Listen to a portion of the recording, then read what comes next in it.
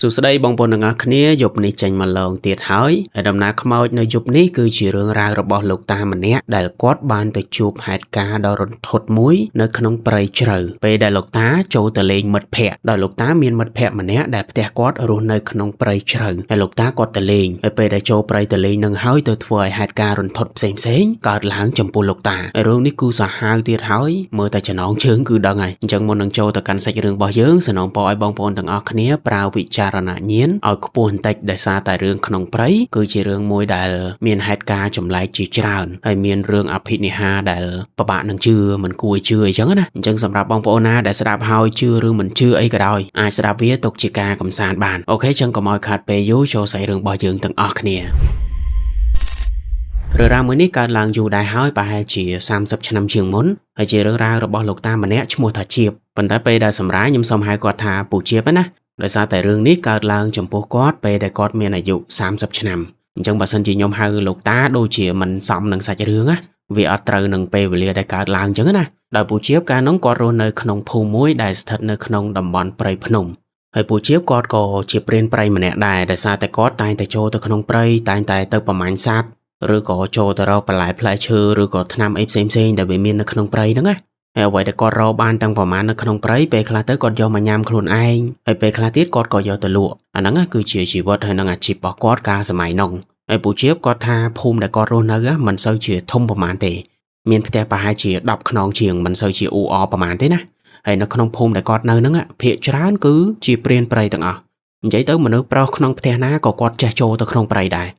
រហើយទៅប្រមាញ់សត្វរៀងខ្លួនអញ្ចឹងទៅអ្នកខ្លះទៅបបួលគ្នាទៅ2 3នាក់ឬក៏អ្នកខ្លះទៀតគេខ្លាំងអញ្ចឹងណាគេទៅតែឯងទេគេមានអាវុធគេមានកំភ្លើងកែច្នៃឬក៏ឧបករណ៍ផ្សេងរបស់គេអញ្ចឹងទៅអ្នកដែលគេជំនាញគឺគេទៅតែឯងអញ្ចឹងហ្មងហើយពូជៀបគាត់ថាកាលនោះគាត់មានមិត្តភ័ក្តិម្នាក់ដែលមិត្តភ័ក្តិម្នាក់នោះឈ្មោះថាពូរ៉នហើយពូរ៉នហ្នឹងគាត់ក៏ជាព្រានព្រៃដែរប៉ុន្តែពូរ៉នគាត់អត់បាននៅក្នុងភូមិជាមួយនឹងពូជៀបទេពូរ៉នគាត់នៅភូមិផ្សេងទៀតតែក៏ជាភូមិដែលនៅក្នុងតំបន់ព្រៃភ្នំដូចគ្នាហើយពូជៀបគាត់ថាបើសិនជាគាត់ចង់ទៅលេងពូរ៉នគាត់ត្រូវដើរចម្ងាយប្រហែលជា3 ទៅ 4 ម៉ោងបានទៅដល់ភូមិដែលពូរ៉ននៅហើយយើងស្ដាប់មកគឺសាហាវមែនតើដើរម្ដង 3 4 ម៉ោងណាតែពូជៀបគាត់ថាអញ្ចឹងពេលខ្លះគាត់ចូលទៅក្នុងព្រៃជាមួយនឹងពូរ៉នអញ្ចឹងទៅគាត់ក៏ត្រូវទៅផ្ទះពូរ៉នសិនដោយសារតែផ្ទះពូរ៉នដូចថាគាត់នៅព្រៃរៀងជ្រៅជាងពូជៀបអញ្ចឹងពូជៀបចង់ចូលព្រៃជាមួយពូរ៉នតតែដើរទៅផ្ទះពូរ៉នប៉ុន្តែពូជៀបគាត់ថាអត់មានអីពិបាកទេអត់មានអីដូចថាធ្ងន់ធ្ងរទេណាអារឿងដើរ 3 4 ម៉ោងហ្នឹងគាត់ថាវាគឺជារឿងធម្មតារបស់គាត់ហើយពេលខ្លះទៅពូរ៉នហ្នឹងក៏ដើរមកផ្ទះពូជៀបដូចគ្នាហើយគាត់ដើរមកហ្នឹងពេលខ្លះគាត់យកសាច់ដែលគាត់ប្រមាញ់បាននៅក្នុងព្រៃគាត់យកមកចែកឲ្យពូជៀបចឹងទៅឬក៏ពេលខ្លះគាត់យកមកបដូរគាត់បដូរសាច់ទៅជាអង្ករឬក៏បដូរទៅជារបស់អីផ្សេងណាដោយសារតែពូរ៉នហ្នឹងគឺគាត់រស់នៅក្នុងព្រៃជ្រៅអាភូមិដែលគាត់នៅហ្នឹងវានៅរៀងជ្រៅជាងពូជៀបអញ្ចឹងគាត់អត់សូវចូលចិត្តចាយលុយទេតែមិនមែនថាគាត់អត់ចេះចាយលុយទេណាគ្រាន់តែថាតំបន់ដែលគាត់រស់នៅហ្នឹងគឺមិនសូវប្រើប្រាស់លុយទេភាគច្រើនគឺរស់នៅបែបធម្មជាតិអញ្ចឹងអ្វីដែលពូរ៉នគាត់ចង់បានភាគច្រើនគាត់បដូរទៅជាអង្ករឬក៏របស់ប្រើប្រាស់ផ្សេងដែលចាំបាច់អញ្ចឹងណាហើយឲ្យតែគាត់ត្រូវការគឺគាត់ដើរមកផ្ទះពូជៀបហើយពូជៀបត្រូវការពូរ៉នដើរទៅផ្ទះពូរ៉នអញ្ចឹងទៅនិយាយទៅពីរនាក់គាត់គឺជាមិត្តស្និទ្ធស្នាលនឹងគ្នាអញ្ចឹងណាហើយពូជៀបគាត់ថាពូរ៉នណាតែងតែមករកគាត់នឹងជាប្រចាំមួយខែយ៉ាងហោចណាស់ក៏មាន 4-5 ដងអីដែរហើយពេលខ្លះមកអត់មានការងារអីទេមកអង្គុយលេងមកពិភាក្សាគ្នារឿងចូលព្រៃចូលអីរបស់គាត់ហ្នឹងណាគឺបែបហ្នឹងជាប្រចាំប៉ុន្តែពូជៀបគាត់ថាស្រាប់តែក្រោយមកគាត់ថាអត់ឃើញពូរ៉នហ្នឹងមកលេងទេហើយគាត់ថាមួយខែដំបូងពេលដែលពូរ៉នមិនមកលេងពូជៀបគាត់អត់មានខ្វល់ខ្វាយឬក៏គិតច្រើនអីទេណាហើយពូជៀបហ្នឹងគាត់ក៏មិនបានទៅលេងពូរ៉នដែរដោយសារមួយរយៈហ្នឹងដូចថាគាត់មានការងាររវល់រៀងខ្លួនណាអញ្ចឹងអត់សូវខ្វល់ប៉ុន្តែពូជៀបគាត់ថាមួយខែទៅ2 ខែពី2 ខែទៅ 3 ខែអត់មានឃើញពូរ៉នមកលេងពូជៀបទេដល់ពេលអញ្ចឹងទៅពូជៀបគាត់ចាប់ផ្ដើមបារម្ភណាគាត់ចាប់ផ្ដើមគិតថាពូរ៉នហ្នឹងគាត់កើតអីគាត់ឬមួយក៏មានគ្រោះថ្នាក់អីឬមួយក៏មានបញ្ហាអីចឹងទៅដោយសារតែពេលហ្នឹងវាគ្មានទូរស័ព្ទវាគ្មានអីដូចយើងសម័យឥឡូវទេ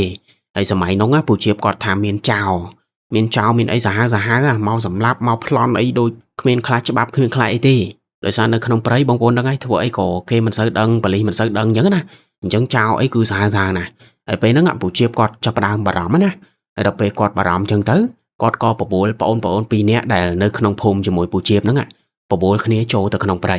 ហើយចូលទៅក្នុងព្រៃហ្នឹងចាំឆ្លៀតដើរទៅផ្ទះពូរ៉ន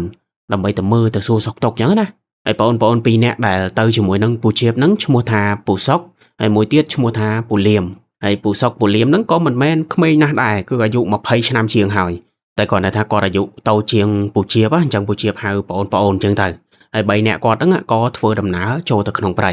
ហើយចូលទៅហ្នឹងគឺចូលទៅប្រមាញ់សត្វម្នាក់គឺមានអាវុធមានកាភ្លើងកាយឆ្នៃមានអីរៀងខ្លួនដោយសារតែបងប្អូនពីរនាក់ហ្នឹងក៏គាត់ជាអ្នកដើរព្រៃគាត់ជាអ្នកដែលមានបទពិសោធន៍ដូចគ្នាអញ្ចឹង3នាក់គាត់ហ្នឹងគោលបំណងចូលទៅប្រមាញ់សត្វហើយបានឆ្លៀតទៅលេងផ្ទះពូរ៉នអាហ្នឹងគឺគោលដៅរបស់គាត់ហើយគាត់ក៏ដើរចូលទៅក្នុងព្រៃអញ្ចឹងទៅហើយពេលដែលចូលទៅព្រៃដំបងដូចជាគ្មានបញ្ហាអីទេណាគ្រប់យ៉ាងធម្មតាដូចដែលចូលរដងណាប៉ុន្តែពូជៀបគាត់ថាពេលដែលចូលទៅព្រៃកាន់តែជ្រៅទៅ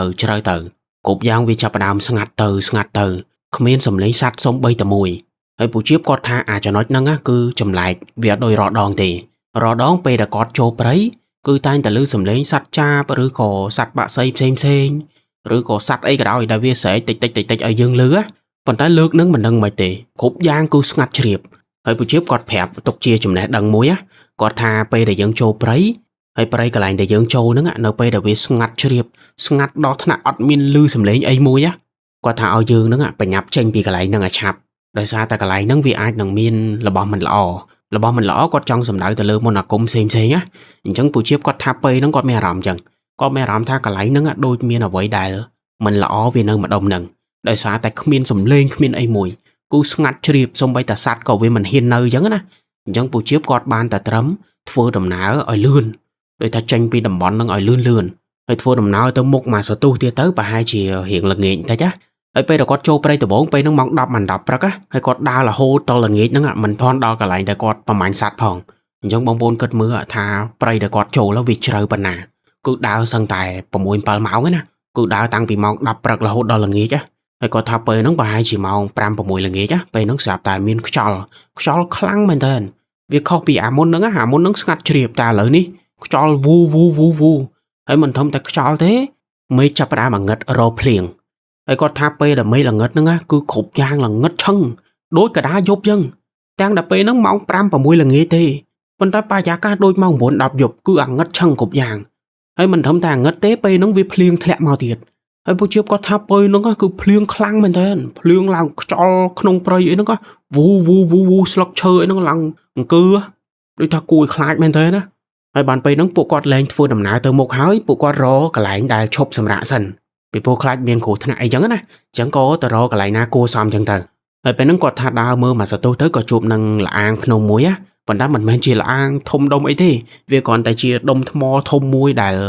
ែលមានរូងអាចឲ្យយើងចូលទៅអង្គុយបានចឹងណាអញ្ចឹងពួកគាត់ទាំង3នាក់ហ្នឹងក៏ចូលទៅក្នុងរូងថ្មមួយហ្នឹងទៅប៉ុន្តែមុននឹងចូលក៏គាត់សង្កេតមើលដែរខ្លាចមានសត្វមានអីនៅក្នុងហ្នឹងតិចចូលទៅឃើញខ្លាឃើញអីក្នុងហ្នឹងមិនប្រកាច់ទេមែនទេអញ្ចឹងក៏ពិនិត្យមើលស្រួលបួរទៅឃើញរូងភ្នំហ្នឹងគឺតទេអត់មានអីទេអញ្ចឹង3នាក់គាត់ក៏ចូលទៅក្នុងហ្នឹងដើម្បីច្រកភ្លៀងអញ្ចឹងទៅហើយគាត់ថាគាត់ច្រកភ្លៀងនៅក្នុងរូងភ្នំមួយហ្នឹងរហូតតតែយប់រហូតដល់មេឃល្ងឹតមែនតើណាបានភ្លៀងវារាំងទៅវិញហើយពេលដែលភ្លៀងរាំងហ្នឹងបាន3នាក់គាត់ចាប់ផ្ដើមបង្កាត់ភ្លើងហើយពូជាពេលហ្នឹងគាត់ថាពិបាករឈើដែលស្ងួតយកមកបង្កាត់ភ្លើងមែនតើដោយសារតែភ្លៀងមកមុនហ្នឹងបងប្អូនគិតមើលគ្រប់យ៉ាងគឺសើមទាំងអស់អញ្ចឹងយើងពិបាកណាស់ដែលទៅរកឈើស្ងួតឈើអីមកបង្កាត់ភ្លើងគឺមិនងាយទេតែដោយសារតែពេលហ្នឹងពូជាដូចថាគាត់ professional គាត់ចូលព្រៃជាប្រចាំអញ្ចឹងណាអញ្ចឹងគាត់មានរបស់របស់គាត់ដែលអាចបង្កាត់ភ្លើងបានណាបើនិយាយស្រួលយល់ទៅគឺកតិចខ្ជូងពូជាហ្នឹងគាត់មានអាទាំងអស់ហ្នឹងដើម្បីទុកសកូហើយគាត់ក៏យកអាកតិចខ្ជូងកតិចឈើស្ងួតកតិចអី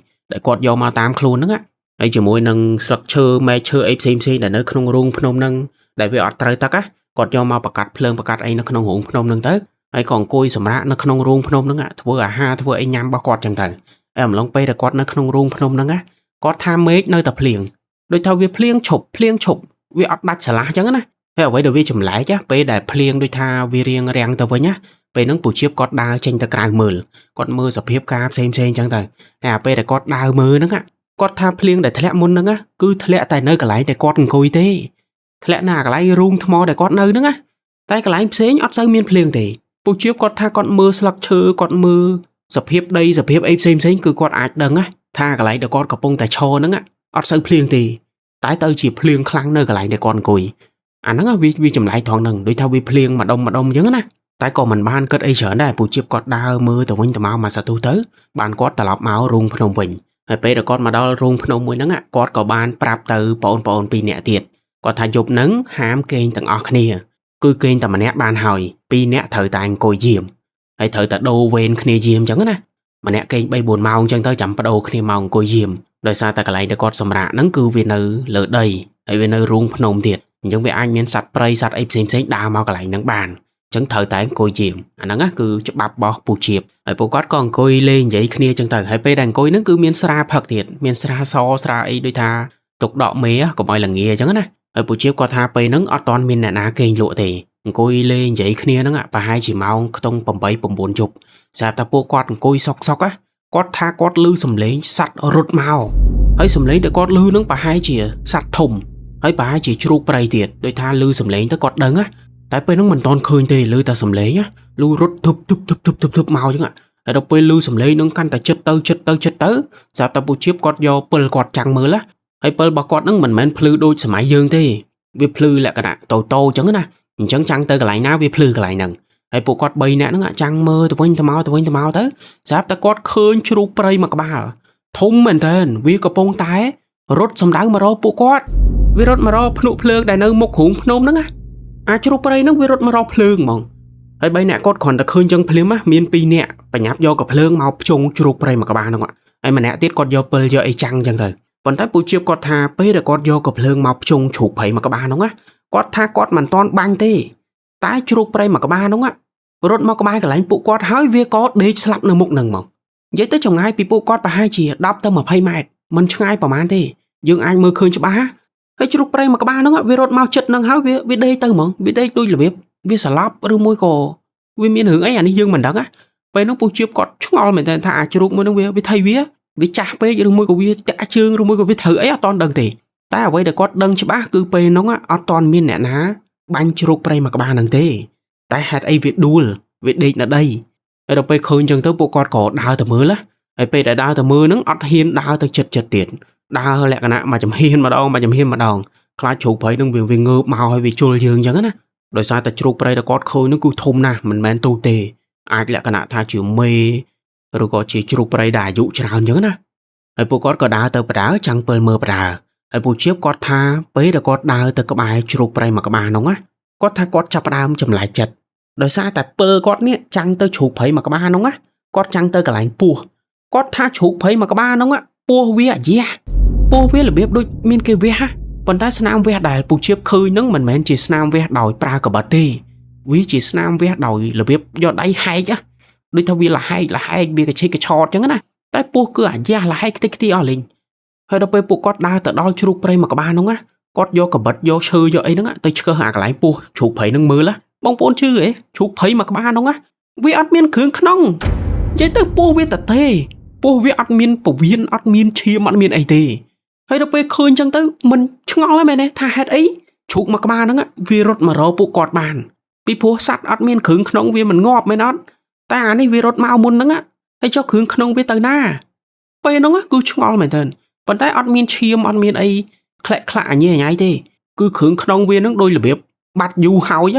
តែវាអាចរត់បានណាអាហ្នឹងពេលហ្នឹងគឺអញ្ចឹងដូចថាមិនយល់បានតែត្រឹមឆ្ងល់អញ្ចឹងណាហើយបានពូជៀបហ្នឹងគាត់ប្រើពូសុកជាមួយនឹងពូលៀមឲ្យលើកជ្រូកមួយក្បាលហ្នឹងទៅដាក់នៅឲ្យឆ្ងាយពីកន្លែងដែលគាត់សម្រាកបន្តិចដោយសារតែខ្លាចមានខ្លាឬក៏មានសត្វព្រៃអីដែលវាកាចសាហាវវាមកស៊ីជ្រូកព្រៃមួយក្បាលហ្នឹងណាដូចថាវាធំក្លិនវាមកស៊ីអីចឹងណាអញ្ចឹងយកជ្រូកព្រៃហ្នឹងទៅដាក់ឲ្យឆ្ងាយបន្តិចចាំព្រឹកឡើងចាំគិតទៀតណាហើយពីរអ្នកហ្នឹងក៏លើកជ្រូកព្រៃមួយក្បាលហ្នឹងទៅដាក់នៅចម្ងាយពីពួកគាត់ប្រហែលជា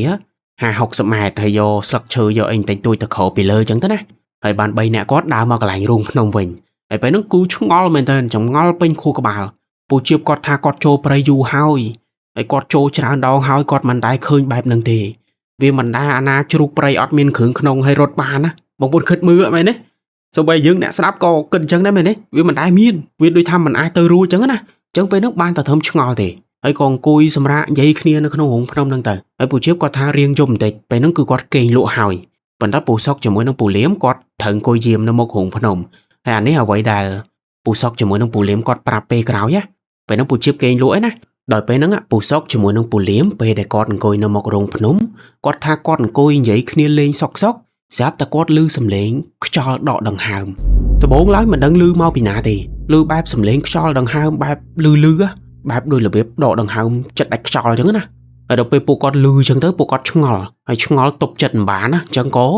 ងើបដើរទៅមើលចង់ដឹងថាអាសំឡេងដកដង្ហើមហ្នឹងវានៅណាហើយពេលដល់ពីអ្នកគាត់ងើបទៅមើលគាត់អត់បានហៅពូជៀបទេទុកឲ្យពូជៀបគេងលក់ហ្នឹងទៅគាត់ទៅតែពីរអ្នកទេ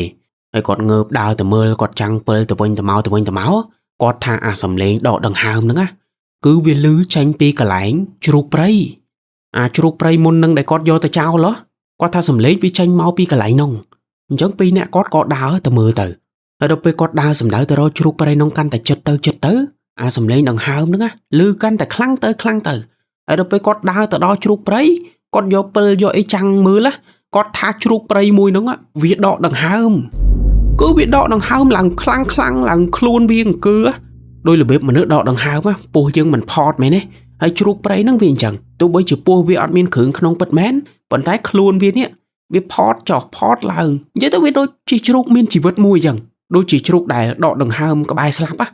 ពេលហ្នឹងពីរអ្នកគាត់ឃើញអញ្ចឹងហើយអ្វីដែលធ្វើឲ្យយើងព្រឺសបល់ហ្នឹងគឺមានតកៅវាចេញពីអាកន្លែងពោះរបស់ជ្រូកមួយហ្នឹងមិនដឹងជាមកពីណាទេមុននឹងក៏អត់ឃើញទេតែឥឡូវហ្នឹងឃើញតកៅហើយដល់ពេលឃើញចឹងភ្លាមមានអារម្មណ៍ដូចមិនសូវស្រួលហើយណាមួយក្លិនវាស្អុយផងដល់ពេលចឹងទៅអត់ហ៊ានចូលទៅមើលអញ្ចឹងពីរអ្នកគាត់ហ្នឹងក៏រត់មកកន្លែងរោងភ្នំវិញហើយពេលដែលគាត់រត់មកហ្នឹងបានគាត់ប្រាប់ពូជៀបគាត់ហៅពូជៀបឲ្យភ្ញាក់មកបានគាត់និយាយរឿងមុននឹងប្រាប់គាត់ថាគាត់ដើរទៅគាត់ឃើញជ្រូកដកដង្ហើមដកអីចឹងទៅហើយពូជៀបគាត់លឺហើយដំបងគាត់មិនចង់ជឿទេដោយសារអាជ្រូកព្រៃមុនហ្នឹងគឺវាងាប់បាត់ហើយវាអត់មានគ្រឿងក្នុងទេអញ្ចឹងវាមិនអាចដកដង្ហើមបានទេហើយពូជៀបដល់ពេលគាត់មិនអស់ចិត្តចឹងទៅគាត់ក៏ងើបដើរទៅមើលហើយលើកហ្នឹងទៅទាំង3នាក់ប៉ុន្តែ3នាក់គាត់ហ្នឹងពេលដែលដើរទៅមើលជ្រូកព្រៃមួយហ្នឹងម្ដងទៀតស្រាប់តែទៅលើកហ្នឹងជ្រូកព្រៃមួយក្បាលហ្នឹងបាត់គឺមិននឹកបាត់ទៅណាដោយសារតែពេលដែលគាត់ដើរមកហ្នឹងគាត់អត់មានឮសំឡេងសម្រាប់ជើងសត្វដើរឬក៏រត់អីទេតែដល់ពេលដើរមកដល់លេងជ្រូកព្រៃមួយក្បាលហ្នឹងបាត់ឆឹងហើយសូម្បីតែដានជើងឬមួយក៏សំឡេងអីបន្តិចក៏គ្មានដែរអញ្ចឹង3នាក់គាត់អត់ដឹងថាជ្រូកព្រៃហ្នឹងវាបាត់ទៅណាហើយដល់ពេលមកជួបហេតុការណ៍បែបហ្នឹងដូចថាកាន់តែមិនស្រួលទេណា3នាក់គាត់ក៏ដើរត្រឡប់ទៅរោងភ្នំវិញហើយពេលដែលទៅរោងភ្នំវិញពូជៀបគាត់ផ្ដាំពូសុកហើយនឹងពូលៀមហ្នឹងថាយប់ហ្នឹងហាមគេង3នាក់គាត់ហ្នឹងត្រូវទៅជាមរហូតទល់ភ្លឺដោយសារតែតំបន់ដែលគាត់នៅហ្នឹងវាមិនមែនជាតំបន់ធម្មតាទេហើយពេលហ្នឹងពូជៀបគាត់គិតទៅលើរឿងធ្មប់គាត់គិតទៅលើរឿងខ្មោចមន្តអាគមខ្មៅផ្សេងដែលគេធ្វើពិធីអីម្យ៉ាងដាក់ជ្រូកព្រៃអីចឹងណាពេលហ្នឹងពូជៀបគាត់គិតអញ្ចឹងដោយសារអត់ទាន់ដឹងទេថាវាជាអីឲ្យប្រកាសអញ្ចឹងវិធីល្អបំផុតគឺហាមគេងហើយដល់ពេលពួកគាត់អង្គុយយាមនៅមុខរោងភ្នំហ្នឹងម៉ោងប្រហែលជា 4-5 ភ្លឺបានពួកគាត់ចាប់ផ្ដើមធ្វើដំណើរតហើយពេលហ្នឹងមេឃមិនទាន់ភ្លឺទេធ្វើដំណើរទាំងងឹតរៀបចំមកវ៉ាន់ហើយដើរទៅមុខតទៅអំឡុងពេលដែលគាត់ដើរចេញពីតំបន់មួយហ្នឹងពូជៀបគាត់ថាគាត់ឮសំឡេងសម្រាប់ជើងដើរតាមគាត់គឺឮច្បាស់មែនទែនមិនថាពូសុកជាមួយនឹងពូលៀមទេឮទាំងអស់គ្នាគឺអាពេលពួកគាត់ដើរមិនសូវជាឮខ្លាំងប្រហែលទេតែឲ្យតែ3នាក់គាត់ហ៊ានឈប់សម្រាកហ៊ានតែអង្គុយនៅដើមឈើណាមួយឲ្យបាត់ហត់ចឹងដឹងតែឮសំឡេងដើរមកហើយឮស៊ឹបតាមក្រោយគាត់ហ្នឹងតែពួកគាត់មើលយ៉ាងណាក៏មើលមិនឃើញដែរហើយដល់ពេលចឹងទៅមិនហ៊ានសម្រាកយូរក៏ដើរទៅមុខទៀតកុំឲ្យខាតពេលហើយណាមួយអារម្មណ៍មិនសូវល្អផងអញ្ចឹងក៏ដើរសម្ដៅទៅរកផ្ទះពូរនទៅតែអំឡុងពេលដែលគាត់ដើរទៅហ្នឹងគាត់ថាគាត់ក៏ឆ្លៀតប្រមាញ់សត្វដែរសត្វណាដែលតូចឬមួយក៏ឃើញនៅតាមផ្លូវអីចឹងទៅគាត់ក៏ប្រមាញ់ទៅហើយប្រមាញ់បានក៏យកទុកមកធ្វើអាហារញ៉ាំតាមផ្លូវអញ្ចឹងគាត់ថាគាត់ធ្វើដំណើររហូតទៅដល់ផ្ទះពូរនហ្នឹងគឺវាយប់បាត់ហើយវាខ្ទង់ម៉ោង 6-7 យប់ហើយណាតែដល់ពេល3នាក់គាត់ទៅដល់តំបន់ដែលពូរននៅពួកគាត់3នាក់ហ្នឹងអត់ទាន់ហ៊ានដើរចូលភូមិពូរនទេដោយសារតែយប់មួយហ្នឹងពូជៀបគាត់ថាប្លែកមែនតើភូមិពូរនគឺស្ងាត់ឈឹងស្ងាត់គ្មានសំឡេងមនុស្សមួយទេហើយមិនត្រឹមតែស្ងាត់ទេសូម្បីតែភ្លើងអុចមួយក៏គ្មានដែរគ្មានអ្នកណាអុចភ្លើងអុចចង្គៀងអុចអីដាក់មុខផ្ទះទេគឺគ្រប់យ៉ាងអាងឹតឈឹងហើយអ្វីដែលវាចម្លែកមួយទៀតគឺក្លិនស្អុយគឺពូជៀបហ្នឹងគាត់ថាដើរមិនតាន់ដល់ភូមិពូរនទេតែក្លិនស្អុយវាជះមកបាត់ហើយដូចវាមានអ្វីម្យ៉ាងកើតឡើងនៅក្នុងភូមិហ្នឹងហើយដល់ពេលស្ងាត់ផងក្លិនស្អុយផងចម្លែកផងចឹងទៅពូជៀបជាមួយនឹងពូ2នាក់ទៀតគាត់អត់ហ៊ានដើរចូលភូមិពូរនទេគាត់ចេះតែគិតច្រើនណាគាត់ថាភូមិហ្នឹងតិចចោលមកប្លន់បាត់ទៅ ហើយចៅវាកំពុងតែនៅក្នុងភូមិនឹងក៏ថាបាននិយាយទៅពេលនោះចោះតែគិតណាហើយគ្នាគាត់មាន3នាក់ដល់ពេលចឹងទៅអត់តហ៊ានចូលអញ្ចឹងក៏សម្រេចចិត្តថាដើរចេញមកវិញហើយដើរចេញមកវិញហ្នឹងគាត់ថាចាំមើលគាត់ទៅដល់ភូមិគាត់វិញចាំគាត់ប្រមូលគ្នាឲ្យច្រើនតិចហើយមកភូមិបុរនហ្នឹងម្ដងទៀតដើម្បីមកមើលឲ្យដឹងច្បាស់ចឹងណាអញ្ចឹង3នាក់គាត់ក៏ធ្វើដំណើរចេញពីភូមិបុរនមកវិញមកប៉ុន្តែធ្វើដំណើរចេញមកវិញហ្នឹងមិនមែនមកផ្ទះគាត់វិញទេគឺទៅរកកន្លែងសម្រាកសិនដោយសារតែឥឡូវគឺយប់ហើយធ្វើដំណើរមិនកើតណាអញ្ចឹងពួកគាត់ក៏ដើរទៅរកកន្លែងណាគួរសមតិចទៅសម្រាប់គេងតែអំឡុងពេលដែលគាត់ដើរទៅរកកន្លែងគេងហ្នឹងណាស្រាប់តែគាត់ឮសំឡេងមនុស្សស៊ីអ្វីម្យ៉ាងគាត់ថាសំឡេងហ្នឹងគឺច្បាស់មែនតើដូចមនុស្សដែលកំពុងតែកាយរបស់ស៊ីកាយយកអញ្ចឹងណាឮសំឡេងទឹកមាត់ផងឮសំឡេងតាពីផងឮសំឡេងនេះសំឡេងនោះនិយាយទៅដូចមានមនុស្សច្រើនអញ្ចឹងណាហើយដល់ពេលពូជៀបគាត់ឮអញ្ចឹងទៅគាត់មិនអស់ចិត្តណាខ្លាចក៏ខ្លាចដែរតែចង់ដឹងដល់ពេលអញ្ចឹងទៅពូជៀបគាត់ក៏ដើររកសំឡេងមួយហ្នឹងហើយគាត់ថាគាត់ដើរឡើងមកសតុះប្រហែលជា5ទៅ6នាទីស្រាប់តែគាត់ថាអាសំឡេងដែលគាត់កំពុងតែឮហ្នឹងណាវាឮខ្លាំងទៅដូចរបៀបនៅចិត្តខ្លួនគាត់អញ្ចឹងហើយដល់ពេលគាត់យកពិលចាំងទៅវិញទៅមកទៅបានគាត់ចាំងទៅចំកន្លែងមួយដែលកន្លែងមួយហ្នឹងណាគាត់ឃើញមនុស្សមួយក្រុមវាកំពុងតែអង្គុយចុះហើយអោនស៊ីអ្វីម្យ៉ាងហើយមនុស្សមួយក្រុមដែលពូជៀបកំពុងតែឃើញហ្នឹងណាគាត់ថា 100% មិនមែនមនុស្សទេបើមិនខ្មោចព្រៃក៏ព្រីបិសាចដែរនិយាយទៅមនុស្សមួយក្រុមដែលគាត់ឃើញហ្នឹងណាគឺគាត់ថាសបុលខ្មៅអ៊ិចខ្មៅមិនមែនសបុលមនុស្សខ្មៅទេណាគឺខ្មៅបែបខ្លោចណាខ្មៅបែបអលួយក្រៀមលបកអញ្ចឹងណាពេលហ្នឹងពូជៀបគាត់ចាំងពិលទៅគឺឃើញច្បាស់បែបហ្នឹងហ្មងហើយដល់ពេលគាត់ចាំងពិលអញ្ចឹងអាមនុស្សមួយក្រុមហ្នឹងមិនឃើញពូជៀបមនុស្សមួយក្រុមហ្នឹងវាក៏ងាកមុខមកហើយដល់ពេលវាងាកមុខមកឃើញពូជៀបវាអត់មាននិយាយអីច្រើនទេលឺវារត់ហ្មងហើយអាពេលដែលវារត់ហ្នឹងគឺព្រឺសបុលមែនតើវារត់បែបជើង4វារត់ប្រើជើងផងប្រើដៃផងរត់ចូលទៅក្នុងព្រៃបាត់ទៅហើយអាពេលដែលវារត់ចូលទៅក្នុងព្រៃបាត់ហ្នឹងបានពូជៀបគាត់ឃើញថាអ្វីដែលវាកំពុងតែអង្គុយស៊ីមុនហ្នឹងគឺជាពូរ៉នមិត្តភក្តិពូជៀបគឺពេលហ្នឹងពូជៀបឃើញពូរ៉នណាដេកនៅកន្លែងអាមនុស្សមួយក្រុមមុនហ្នឹងអង្គុយស៊ីហើយសភាពរបស់ពូរ៉នគឺអត់មានសម្លៀកបំពាក់ទេហើយអ្វីដែលវារន្ធត់គឺកន្លែងពោះពូរ៉ននេះវាអត់មានគ្រឿងក្នុងនិយាយទៅវាដូចនឹងជ្រូកព្រៃយប់ម្សិលមិញអញ្ចឹងគឺអត់មានគ្រឿងក្នុងទេហើយពេលហ្នឹងពូជៀបគាត់មិនតាន់ដើរទៅមើលពូរ៉នទេប៉ុន្តែវាមានក្លិនស្អុយហើយសភាពមើលទៅគឺមិនរស់ទេគឺស្លាប់បាត់ហើយដោយសារតែគ្មានគ្រឿងក្នុងហ្នឹងអញ្ចឹងមិនស្លាប់ហើយមែនទេអញ្ចឹងពូជៀបហ្នឹងគាត់អត់ដើរចូលទៅមើលទេគាត់ក៏នាំគ្នារត់អាពូ2នាក់ដែលមកជាមួយពូជៀបគ្រាន់តែឃើញហេតុការណ៍មុននឹងមកផ្លែតគឺនាំគ្នារត់ហ្មងនិយាយទៅម្នាក់ខ្លាចពេលហ្នឹងចលាចលគ្រប់គ្នាហើយពូជៀបពេលហ្នឹងក៏រត់ដែរហើយដបងរត់ជាមួយគ្នាទេរត់ទៅដូចថាលឺសំឡេងគ្នាទៅវិញទៅមកហើយឃើញពិលឃើញអីនៅក្នុងព្រៃប៉ុន្តែពូជៀបគាត់ថារត់មកសតុះទៅស្រាប់តែ3នាក់គាត់ហ្នឹងវងវែងមិនដឹងជាម្នាក់រត់ទៅផ្លូវណាទេពូជៀបគាត់ថារត់សុកស្រាប់តែកន្លែងដែលគាត់នៅហ្នឹងស្ងាត់ជ្រាបគ្មានសំឡេងពូសុកហើយនឹងពូលៀមអីទេហើយពូជៀបគាត់ស្រែកហៅក៏ពូសុកនិងពូលៀមអត់មានឆ្លើយតបដែរអញ្ចឹងពេលហ្នឹងវែងណាមិនដឹងទៅដល់ណាទេហើយពូជៀបគាត់ក៏គ្មានពេលនឹងសម្រាកដែរដូចថាខ្លាចអញ្ចឹងក៏ងើបរត់ទៅទៀតរត់រហូតទៅដល់ណាទៅដល់ណីមិនដឹងទេតែស្រាប់តែពូជៀបគាត់ថាគាត់រត់សុកស្រាប់តែគាត់ឮសំឡេងហើយសំឡេងដែលគាត់ឮហ្នឹងគឺជាសំឡេងព្រះសង្ឃមានសង្ឃដីកាដាក់ពូជៀបថាញោមកុំរត់ទៀតញោមនៅហ្នឹងហើយហើយពូជៀបគាត់ថាពេលហ្នឹងអាស្ថានភាពកំពុងតែភ័យខ្លាចហ្នឹងស្រាប់តែគាត់ឮសំឡេងព្រះសង្ឃមានសង្ឃដីកាមកគាត់ថាគាត់ដូចជួបទេវតាអញ្ចឹងនិយាយទៅដូចរបៀបមនុស្សភ័យពេកខ្លាចពេកហើយរត់មកជួបព្រះសង្ឃបងប្អូនគិតមើលអារម្មណ៍យើងមិនដូចថាសប្បាយចិត្តដូចថាឲ្យព្រះសង្ឃជួយអញ្ចឹងណាហើយដល់ពេលគាត់ងាកទៅមើលសំឡេងមួយហ្នឹងទៅក៏ឃើញព្រះសង្ឃមួយអង្គពិតមែនហើយព្រះសង្ឃមួយអង្គដែលគាត់ឃើញហ្នឹង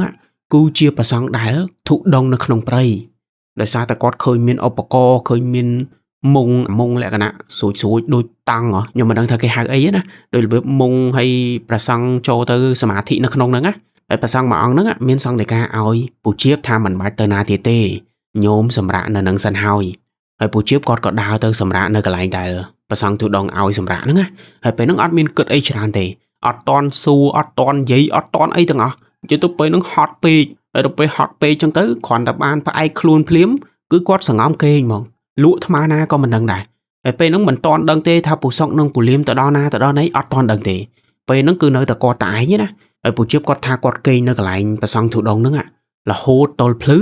ស្រាប់តែគាត់បើកភ្នែកមកគាត់ឃើញពូសុកហើយនិងពូលៀមគេងក្បែរគាត់និយាយទៅ3នាក់គាត់ភាំងមែនតើងើបពីគេងផឹកឡើង លេងជួបគ្នាវិញទាំងដែលយប់មិញវែងគ្នាទាំងអស់តែឥឡូវនេះមកជុំគ្នា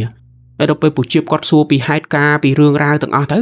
បានពីរអ្នកពូសុកហើយជាមួយនឹងពូលៀមគាត់និយាយមកគឺដូចនឹងពូជៀបចឹង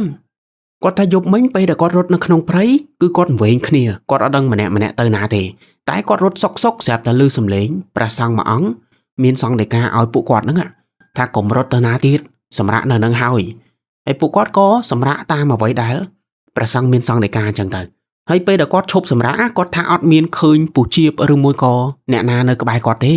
គឺមានតែគាត់ម្នាក់ឯងជាមួយនឹងព្រះសង្ឃមួយអង្គគឺតែប៉ុណ្្នឹងឯងតែដល់ពេលព្រឹកឡើងនេះទៅជា3អ្នកគាត់មកគេងកន្លែងតែមួយហើយព្រះសង្ឃមួយអង្គដែលគាត់ជួបយប់មិញហ្នឹងក៏មិនដឹងបាត់ទៅណាដែរសូម្បីតែឧបករណ៍សូម្បីតែមុងផ្សេងគឺបាត់ឆឹងមានតែដើមឈើមួយដើមហើយនឹងពួកគាត់3នាក់គេងក្រោមដើមឈើហ្នឹងអាហ្នឹងគឺជាហេតុការណ៍ដែលគាត់ដឹងខ្លួនមកគឺឃើញបែបហ្នឹងដល់ពេលចឹងទៅចម្លែកមែនតើហើយព្រះសង្ឃមួយអង្គយប់មិញដែលពួកគាត់ជួបហ្នឹងគាត់ក៏ព្យាយាមដើររគាត់ក៏ព្យាយាមស្រែកព្យាយាមមើលតែមើលយ៉ាងណារយ៉ាងណាក៏រមិនឃើញហើយស្រែកហៅស្រែកអីក៏គ្មានសម្លេងឆ្លើយតបអញ្ចឹងក៏មិនចង់គិតច្រើនណាក៏បញ្ញាប់នាំគ្នាធ្វើដំណើរមកផ្ទះវិញហើយពេលដែលគាត់ងើបមកហ្នឹងគាត់ថាគាត់មិនដឹងជានៅព្រៃកន្លែងណាទេដោយសារតែរត់មកហ្នឹងមិនដឹងជារត់ដល់ណាដល់ណីតែពូជៀបគាត់ថាមិនដឹងមិនទេពេលដែលគាត់ដើររកផ្លូវទៅផ្ទះគាត់វិញ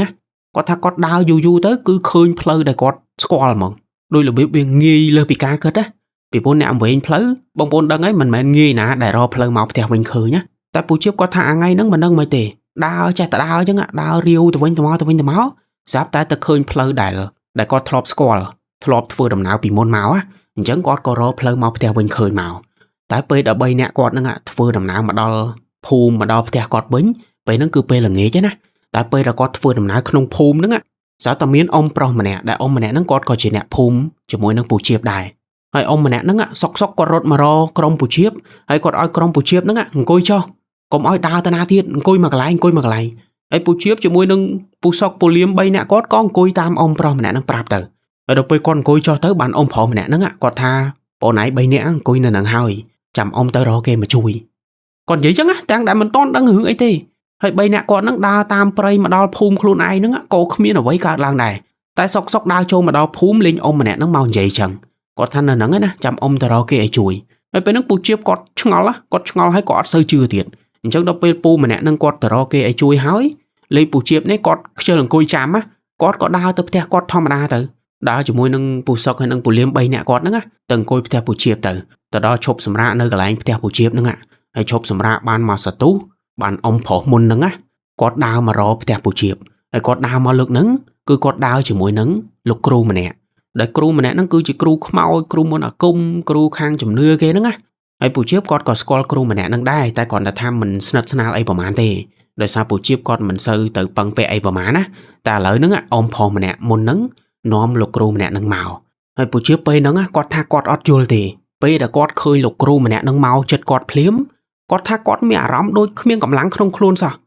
ដូចរបៀបមនុស្សត្រូវថ្នាំសណ្ដំឬក៏គ្មានកម្លាំងកំហែងអញ្ចឹងណាគាត់ថាពេលហ្នឹងចង់តែគេងទេបើឲ្យគាត់គេងគឺគាត់គេងលក់ភ្លាមហ្មង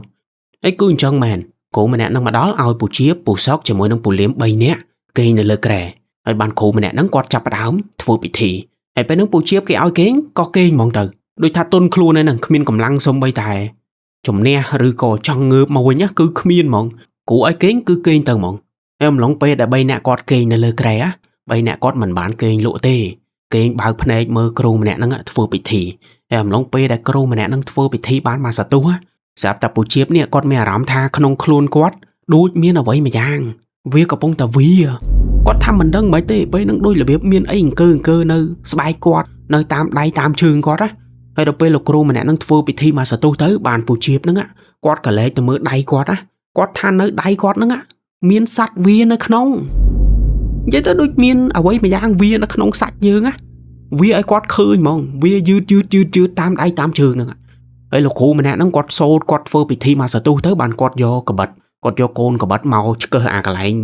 សត្វវានៅលើដៃពូជៀបហ្នឹងហើយដល់ពេលគាត់ឆ្កឹះចេញមកបងប្អូនដឹងអីគេអត់គឺជាតកៅតកៅដែលពួកគាត់ឃើញនៅក្នុងជ្រូកព្រៃនៅក្នុងព្រៃពេលហ្នឹងពួកគាត់មិនដើរទៅមើលហើយមិនឃើញមានតកៅមានអីវានៅតាមពោះជ្រូកព្រៃហ្នឹងតកៅមួយហ្នឹងឥឡូវនៅក្នុងដៃជើងពួកគាត់ វាតាមដៃតាមជើងតាមផ្លូវពេញ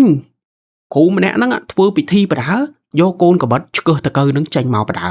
ហើយឆ្កឹះចេញមកយកមកដាក់លើចានណាហើយឃើញតកៅនឹងវាស្រស់ហ្មងវាដូចរបៀបរស់រវើកហ្មងវាពេញចានហ្នឹងហើយគ្រូម្នាក់ហ្នឹងគាត់ធ្វើពិធីយូរមែនតើដូចថាឆ្កឹះតកៅឲ្យអស់វាកន្លែងនោះស្ដាប់ហើយស្រីហូមែនតើណាដូចថាយកកបិតមកឆ្កឹះសាច់យើងយកតកៅចេញណាបងប្អូនសម័យមើលទៅប៉ុន្តែពេលនោះពូជៀបគាត់ឆ្ងល់មួយយ៉ាងគឺគាត់អត់មានអារម្មណ៍ឈឺទេទាំងដែលគ្រូម្នាក់ហ្នឹងយកកបិតមកដល់ឆ្កឹះចាក់ដៃគាត់ហ្មងចាក់ឲ្យឈាមឲ្យឆ្កឹះតកៅចេញណាតែពូជៀបគាត់អត់ឈឺដោយរបៀបមនុស្សស្ពឹកទុនដៃទុនជើងលែងដឹងឈឺអញ្ចឹងណាហើយពូសុកជាមួយនឹងពូលៀមហ្នឹងដូចគ្នាអត់មានអ្នកណាឈឺទេហើយដល់ពេលអញ្ចឹងទៅសង្ងំគេអញ្ចឹងឲ្យគ្រូម្នាក់ហ្នឹងធ្វើពិធីទៅហើយធ្វើមកសទុះបានតកៅសឹងតែមួយចានមួយចានជៀមយើងញ៉ាំបាយហ្នឹងសឹងតែពេញមួយចានហ្នឹងនិយាយទៅមើលពីចម្ងាយដូចចានបាយអញ្ចឹងសវាពេញចានហើយគ្រូម្នាក់ហ្នឹងបានតកៅមួយចានហ្នឹងហើយគាត់យកទៅដុតចោលតែមុននឹងដុតហ្នឹងក៏មានពិធីរបស់គាត់ទៀតមិនមែនដុតធម្មតាទេទៅដល់សូត្រនេះសូត្រនោះរបស់គាត់អញ្ចឹងទៅហើយបានដុតហើយអំឡុងពេលដែលគាត់ដុតតកៅហ្នឹងគឺពូជៀបជាមួយនឹងអ្នកភូមិផ្សេងដែលកំពុងតែឈរមើលហ្នឹងគេថាគេឮសំឡេងមនុស្សស្រីស្រែកដូចរបៀបត្រូវគេដុតភ្លើងក្តៅអញ្ចឹងទៅគាត់មិនស្រែកមែនទេតែអាសំឡេងដែលស្រែកហ្នឹងគឺវាចេញពីតកៅមួយហ្នឹងអាតកៅនៅក្នុងចានហ្នឹងពេលហ្នឹងម្នាក់ព្រឺសបល់មែនតើអត់យល់ពេលហ្នឹងអត់មានអ្នកណាយល់អត់មានអ្នកណាដឹងទេថាហេតុអីតកៅមួយហ្នឹងវាស្រែកចេញមកដូចសំឡេងមនុស្សស្រីតែដល់ពេលដុតហើយធ្វើពិធីហើយអស់ទៅបានលោកគ្រូម្នាក់ហ្នឹងគាត់ប្រាប់ទៅគាត់ថាតកៅមួយហ្នឹងមិនមែនជាតកៅធម្មតាតកៅដែលយើងធ្លាប់ឃើញទេវាគឺជាតកៅរបស់គ្រូមន្តអាគមគ្រូខ្មោចដែលគេធ្វើពិធីគេធ្វើអំពើអីផ្សេងអញ្ចឹងណាអញ្ចឹងអាតកៅហ្នឹងវាគឺជាតកៅមន្តអាគមហើយតកៅមួយហ្នឹងនៅពេលដែលវាចូលក្នុងខ្លួនពូជៀបបើសិនជាមកជួយមិនតាន់ទេពូជៀបថ្ងៃក្រោយនឹងមានអាការៈទៅជាធ្មប់នឹងចូលចិត្តស៊ីសាច់ឆៅហើយរាងកាយពូជៀបហ្នឹងអាចនឹងស្លាប់ដោយមិនដឹងខ្លួនអញ្ចឹងណាដូចថាអាតកៅហ្នឹងវាស៊ីគ្រឿងក្នុងយើងវាស៊ីម្ដងតិចអញ្ចឹងបើគ្រូមកជួយមិនតាន់ទេអនាគតទៅ3នាក់គាត់ហ្នឹងអាចនឹងស្លាប់តែស្លាប់ហើយមិនមែនទៅជាខ្មោចដូចគេទូទៅទេ3នាក់គាត់ហ្នឹងអាចទៅជាធ្មប់ដោយសារតែមានតកៅមន្តអាគមខ្មៅផ្សេងនៅក្នុងខ្លួនណាអាហ្នឹងអ្វីដែលគ្រូម្នាក់ហ្នឹងប្រាប់មកនិយាយទៅវាចម្លែកមែនតើពួកគាត់មិនដែលលឺហើយខ្ញុំក៏ធ្លាប់និយាយរឿងធ្មប់រឿងអីដែរប៉ុន្តែខ្ញុំមិនសូវលឺរបៀបអញ្ចឹងរបៀបមានតកៅវាចូលក្នុងខ្លួនហើយតកៅមកស៊ីគ្រឿងក្នុងយើងស៊ីយូរទៅយើងស្លាប់យើងទៅជាធ្មប់អីចឹងដូចមិនសូវលឺទេតែអានេះអ្វីដែលលោកគ្រូខ្មោចម្នាក់ហ្នឹងប្រាប់ពូជៀបហើយដល់ពេលម្នាក់លឺចឹងទៅគឺជឿ 100% ដោយសារតែឃើញតកៅវាចេញពីសាច់របស់គាត់អញ្ចឹងមិនជឿទៅចម្លែកមែនទេអញ្ចឹងក៏យល់ព្រមឲ្យគ្រូម្នាក់ហ្នឹងធ្វើពិធីទៅហើយធ្វើឡើង 3-4 ថ្ងៃពូជៀបគាត់ថាតកៅដែលចេញពីខ្លួនគាត់ហ្នឹងមិនទាន់អស់ទេស្អែកឡើងវាមានទៀតតែគាត់ថាវាមានតិចដូចថាវាស្រាលទៅអញ្ចឹងណាអញ្ចឹងគ្រូម្នាក់ហ្នឹងត្រូវមកចាប់តកៅរាល់ថ្ងៃចាប់តអស់អញ្ចឹងណាហើយគាត់ថា 3-4 ថ្ងៃបានអស់ហើយដល់ពេលអស់ទៅបានពួកគាត់ចាប់ដើមត្រឡប់មកដូចដើមវិញណាដូចថាប្រើជីវិតធម្មតាគ្មានតកៅគ្មានអីវាតាមខ្លួនទេហើយដល់ពេលពូជៀបគាត់ត្រឡប់មកដូចដើមវិញទៅបានគាត់ទៅសួរអ៊ំប្រុសដែលគាត់ដើរចូលភូមិវិញហើយអ៊ំម្នាក់ហ្នឹងសុកមិនរត់មកដល់ប្រាប់ថាអូនឯងអង្គុយនឹងហើយចាំអ៊ំទៅរកគេជួយគឺពូជៀបគាត់ទៅសួរអ៊ំម្នាក់ហ្នឹងថាថ្ងៃហ្នឹងអ៊ំឯងឃើញអីគេហេតុអីក៏សុកអ៊ំឯងមកនិយាយចឹងអ៊ំឯងឃើញអីមែនអញ្ចឹងណាបានអ៊ំម្នាក់ហ្នឹងគាត់ប្រាប់ទៅគាត់ថាឃើញពូជៀបជាមួយនឹងពូសុកពូលៀម3នាក់គាត់ហ្នឹងពេលដែលដើរក្នុងភូមិ3នាក់គាត់ដើរអត់មានក្បាលទេគឺដោយរបៀបមនុស្សមានគ្រោះមនុស្ស3នាក់ដើរកបត់ក្បាលអញ្ចឹងណាហើយមិនត្រឹមតែកបត់ក្បាលទេអ៊ំប្រុសម្នាក់ហ្នឹងគាត់ថាអាកន្លែងក្បាលពូជៀបនេះវាមានស្អីមួយយ៉ាងខ្មៅនិយាយទៅដោយរបៀបផ្សែងខ្មៅនៅកន្លែងក្បាល3នាក់គាត់ហ្នឹងហើយអត់មានឃើញក្បាលទេឃើញតែផ្សែងខ្មៅហ្នឹងដល់ពេលអញ្ចឹងទៅអ៊ំម្នាក់ហ្នឹងដូចថាគាត់ធ្លាប់មានបទពិសោធន៍ឬក៏មិនដឹងគាត់ដឹងថា3នាក់ហ្នឹងមានគ្រោះអញ្ចឹងគាត់ក៏ឲ្យអង្គុយចុះហើយចាំគាត់រត់ទៅរកគ្រូឲ្យហើយបានគ្រូមកដល់ធ្វើពិធីដូចដែលខ្ញុំនិយាយមុនហ្នឹងអញ្ចឹងនិយាយទៅបានអ៊ំម្នាក់ហ្នឹងជួយបើអ៊ំម្នាក់ហ្នឹងមិនប្រាប់ទេ3នាក់គាត់អាចនឹងត្រូវតកៅស៊ីគ្រឿងក្នុងអស់ក៏ថាបានដែរមែនទេអញ្ចឹងចាត់ទុកថាសំណាងដែលបានអ៊ំម្នាក់ហ្នឹងមកជួយហើយក្រោយមកបានពូជៀបគាត់នាំលោកគ្រូដែលធ្វើពិធីមុនហ្នឹងគាត់នាំលោកគ្រូមួយហ្នឹងដើរទៅផ្ទះបុរនភូមិបុរនដែលនៅក្នុងព្រៃហ្នឹងឲ្យទៅជួយមើលថាភូមិបុរនហ្នឹងមានរឿងអីកើតឡើងដោយសារតែយប់មួយហ្នឹងពេលដែលគាត់ដើរទៅដល់គាត់អត់បានចូលទៅភូមិបុរនទេប៉ុន្តែគាត់មានអារម្មណ៍ដូចមិនសូវស្រួល មានក្លិនស្អុយផងស្ងាត់ផងអាងឹតផងដល់ពេលចឹងទៅគាត់ដឹងថាភូមិហ្នឹងប្រកាសជាមានរឿងអីកើតឡើងហើយដល់ពេលលើកហ្នឹងគាត់ក៏នាំលោកគ្រូម្នាក់ហ្នឹងទៅហើយទៅគឺទៅគ្នាច្រើនមានទាំងអ្នកភូមិមានទាំងពូមីងផ្សេងដែលដូចថាគាត់ជំនាញដើរព្រៃគាត់ដើរទៅទាំងអស់គ្នាចឹងទៅហើយដល់ពេលដើរទៅដល់ពូជៀបគាត់ថាភូមិដែលពូរនៅហ្នឹងគឺស្អុយកាន់តែខ្លាំងនិយាយទៅក្លិនស្អុយមិនទាន់បាត់ទេហើយដល់ពេលវាស្អុយចម្លែកចឹងទៅបានពួកគាត់ដើរចូលទៅក្នុងភូមិមួយហ្នឹងកាន់តែចិត្តទៅបានឃើញថានៅក្នុងភូមិហ្នឹងមានមនុស្សស្លាប់